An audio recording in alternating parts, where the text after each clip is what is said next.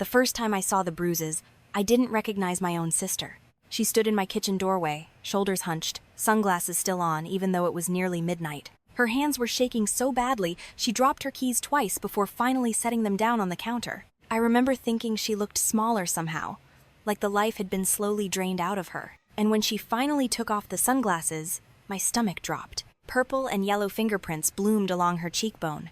A split lip, hastily hidden under cheap lipstick. Fading marks on her neck that no amount of turtlenecks could explain away. She didn't cry. That was the part that scared me most. She just whispered, "I can't do this anymore." For a long moment, the room was silent, except for the hum of the refrigerator. I didn't ask what happened. I already knew. I'd suspected it for months, the canceled visits, the rehearsed excuses, the way her voice always sounded like she was walking on broken glass whenever she mentioned her husband. But knowing something in your bones is very different from seeing proof staring back at you in the face. I told her to sit down. I grabbed ice. I told myself to stay calm, but inside, something ugly and feral woke up.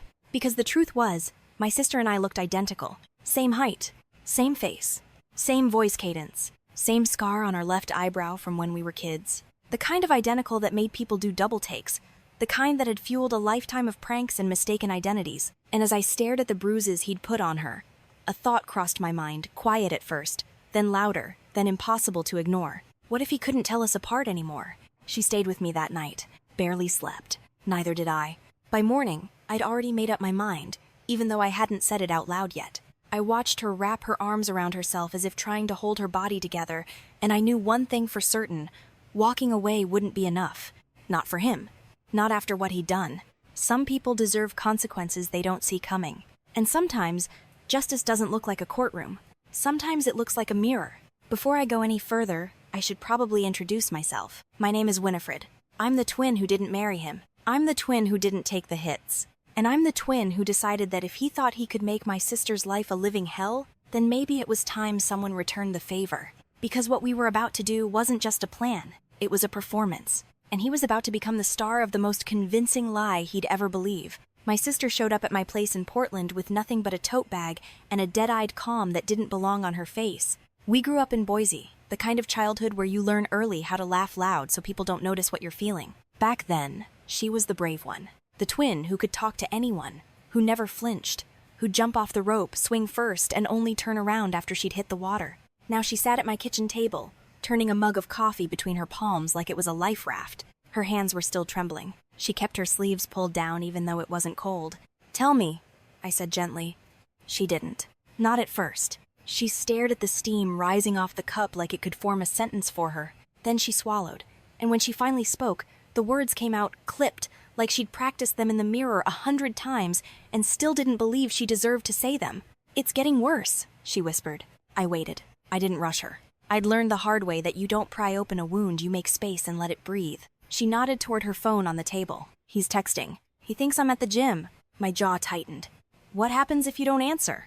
A faint, humorless smile pulled at one corner of her mouth. "He'll come looking. Or he'll punish me when I get home. Depends on his mood."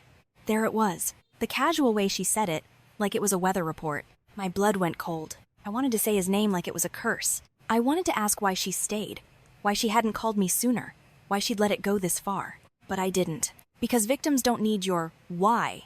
They need your what now. So I asked, "Do you want to leave him?" She stared at me like I'd asked her to jump off a cliff. Then she nodded once. Small, almost invisible. "Yes," she said. "But I'm scared." "Of him?" She gave a little laugh that sounded like it hurt. "Of everything. Of leaving. Of staying. Of being alone. Of him telling everyone I'm crazy." She swallowed. "He already started that, Britt." My stomach dropped. Because I knew that playbook. Make her doubt herself. Make everyone else doubt her too. Turn her into the problem so he could stay the solution. "Who knows?" I asked. "Not many. He doesn't like me airing private matters." Her fingers tightened around the mug. "But his sister knows something. She's seen the way he talks to me. And she just looks away." I leaned back, fighting the urge to punch a hole through my own wall. "Where is he right now?" "At work. He'll be home around 6. Her eyes flicked to the clock. "It wasn't even 10 yet. If I'm not there when he gets home, he'll—" She cut off like her throat had slammed shut. I reached across the table and covered her hand with mine. "You're safe here." She flinched at the word safe, like she didn't trust it. "You don't understand. He tracks me. My phone, my car, everything. He'll show up. And if he thinks you're helping me, he won't, I said, and my voice came out firmer than I expected. Not here. She studied me for a second, and I realized she was searching my face for something, fear, doubt, hesitation.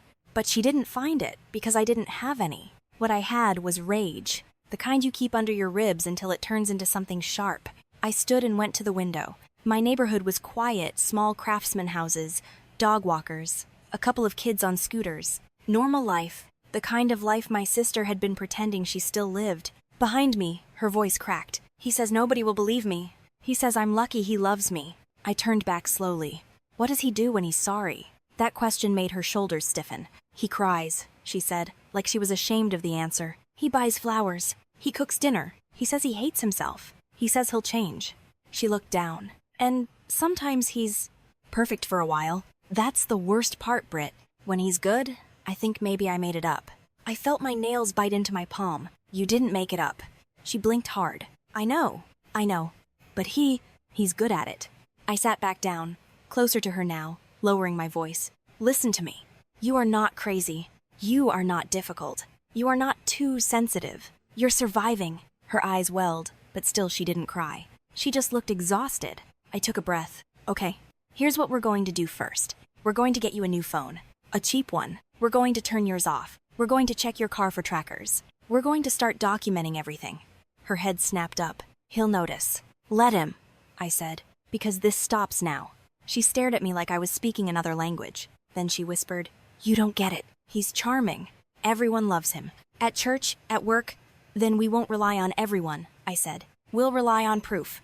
She nodded slowly, but her face still looked like someone standing on train tracks, hearing the rumble in the distance. And that's when I saw it, the tiniest flicker of something else under her fear. Not hope. Something darker. Something like anger. Like she was finally letting herself hate him. She swallowed. If I leave, he'll make me pay. I leaned in. What if he thought you didn't leave? Her eyes narrowed slightly. What? I stared at her face, my face. Same cheekbones, same mouth, same eyes. She'd always been the softer version of us. But right now, bruised and hollowed out, she looked like the aftermath of a storm. And still, unmistakably, she looked like me. My heart started beating faster. Not from fear, from possibility. Winifred, she said carefully. What are you thinking? I held her gaze. I'm thinking, he's been so busy tearing you down, he forgot something. She swallowed. What? I smiled, and it wasn't a nice smile. He forgot you have a twin. Her breath caught. No. I shrugged like it was the simplest idea in the world. Why not? Her eyes widened. Because that's insane. Is it?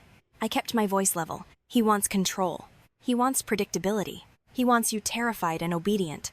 So what happens if the version of you he comes home to isn't the one he trained? My sister's lips parted, but nothing came out. I could see the gears turning, the panic trying to overtake her, then something else sliding in. Curiosity, temptation, and then she whispered, barely audible, he'd lose his mind. I nodded. Exactly. She shook her head quickly. Britt, he'll hurt you. I tilted my head. Will he? She stared at me, and for the first time since she walked through my door, she looked truly afraid for me. And that was when I knew she still had enough of herself left to fight. I lowered my voice. I'm not saying we do something reckless. I'm saying we do something smart. I paused. We changed the rules without him knowing the game changed. My sister swallowed hard. You don't understand what he's capable of. I reached across the table again, this time gripping her hand like an anchor.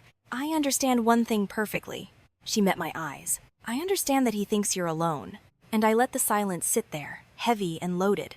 Because sometimes the most dangerous plans don't start with action. They start with someone finally realizing they have options. She whispered, What would we even do?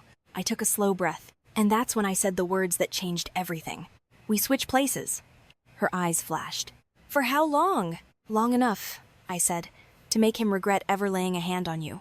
She stared at me like she was looking at a stranger. But then she looked down at her bruises. And when she looked back up, her voice was quiet, steady, and terrifying in its clarity.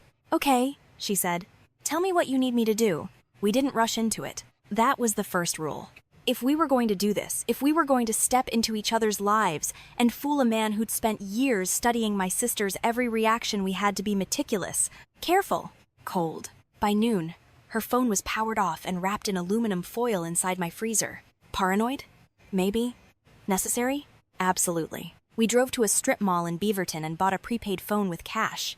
No names. No contacts. No cloud backups. I watched her flinch when the clerk asked if she wanted to register it. She's not used to having choices, I realized. That hurt more than the bruises. Back home, we laid everything out on my living room floor like evidence. Her clothes, her keys, her wallet, the spare credit card he allowed her to keep, the little notebook where she'd started logging dates and incidents in cramped handwriting. She hesitated before handing me her wedding ring. He notices everything, she said. The way I twist it when I'm nervous. The way I take it off before I shower. I slid it onto my finger. Perfect fit. Then I'll notice everything too. We practiced the small stuff first. The way she answered questions. The way she said okay instead of yeah. The way she paused before speaking when she was afraid of saying the wrong thing. She corrected me constantly at first, then less and less as the hours passed. By evening, my reflection in the mirror didn't feel like me anymore. It felt like armor. We went over his routines next. What time he got home. Where he put his keys.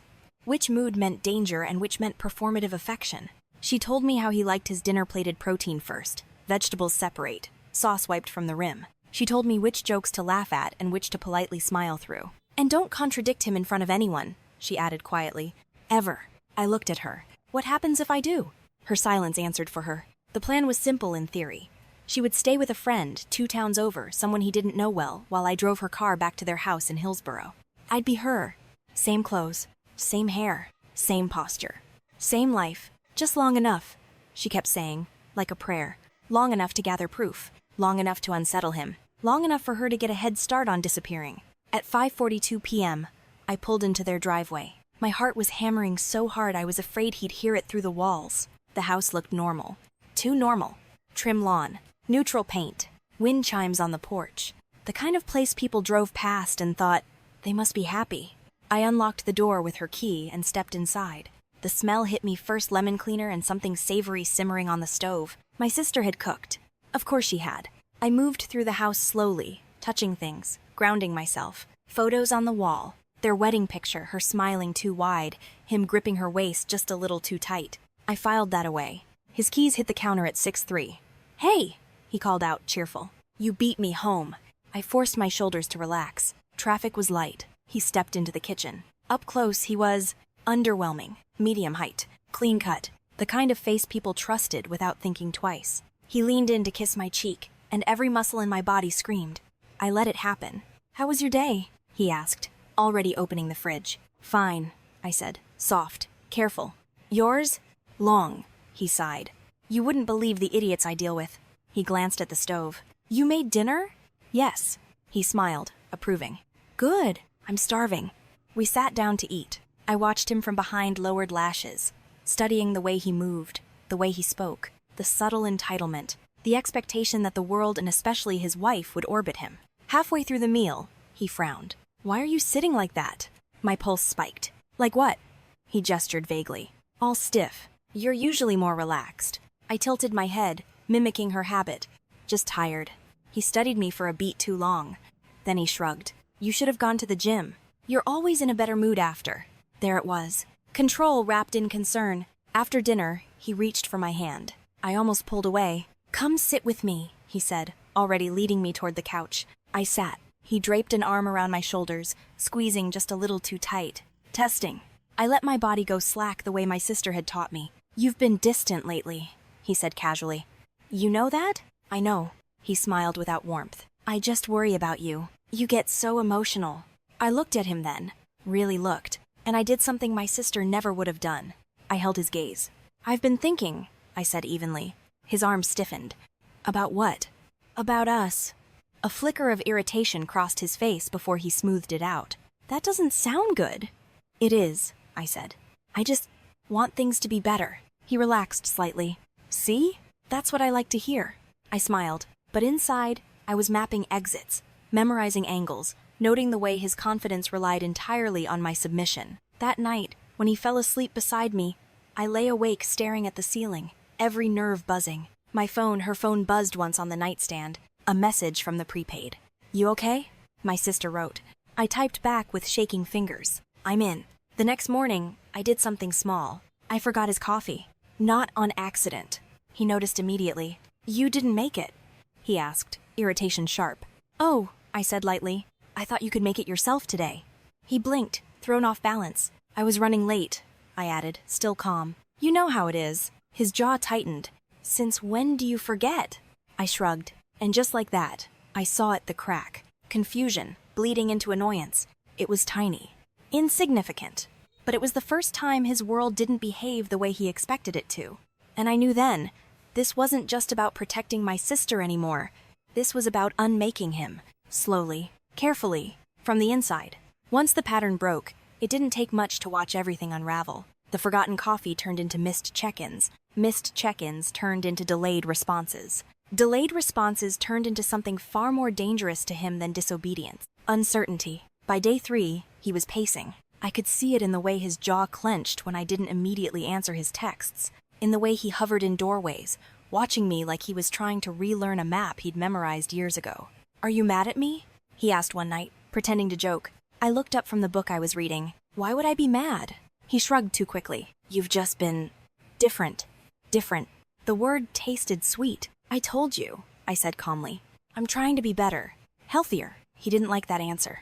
It didn't give him anything to push against. The next escalation came when I started saying no. Not dramatically. Not angrily. Just no. No, I don't feel like going to your coworker's dinner. No, I'm tired. No, I'll do it later. Each refusal landed like a pebble dropped into still water, ripples spreading through him.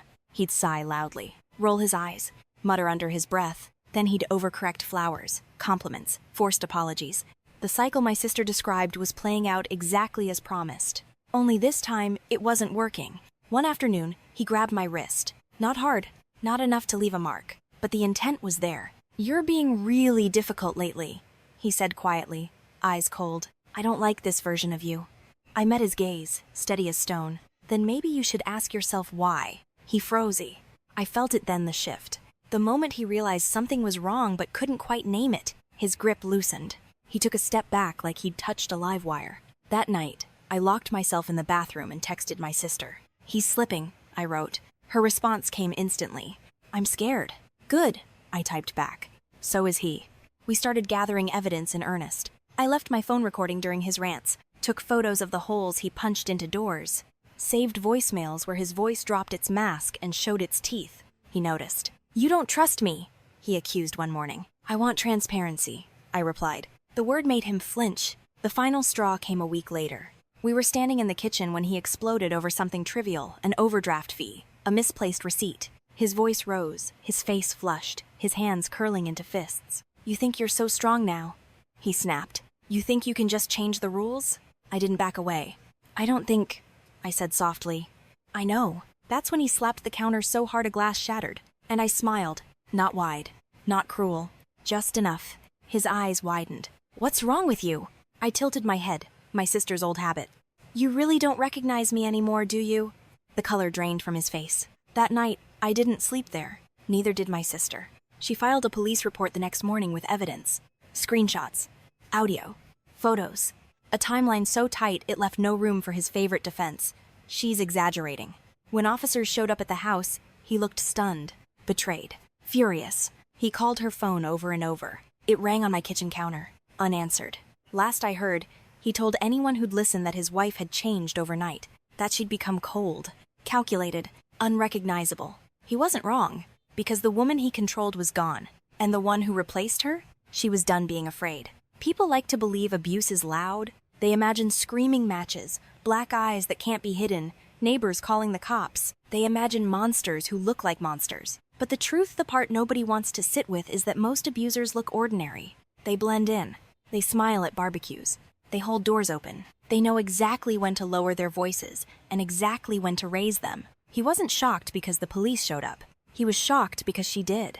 Because the woman who walked into that station wasn't the one he'd spent years breaking down. She didn't apologize for existing. She didn't soften her words. She didn't look at the floor when men spoke. She told the truth, calmly, completely. And when he tried to interrupt, she didn't flinch. That part mattered more than the evidence. Because control thrives on fear, and fear dies the moment someone stops performing it. In the weeks that followed, the fallout was messy. Mutual friends didn't want to take sides. His family claimed they were shocked and needed time. He posted vague quotes online about betrayal and loyalty, and how some people change for the worse.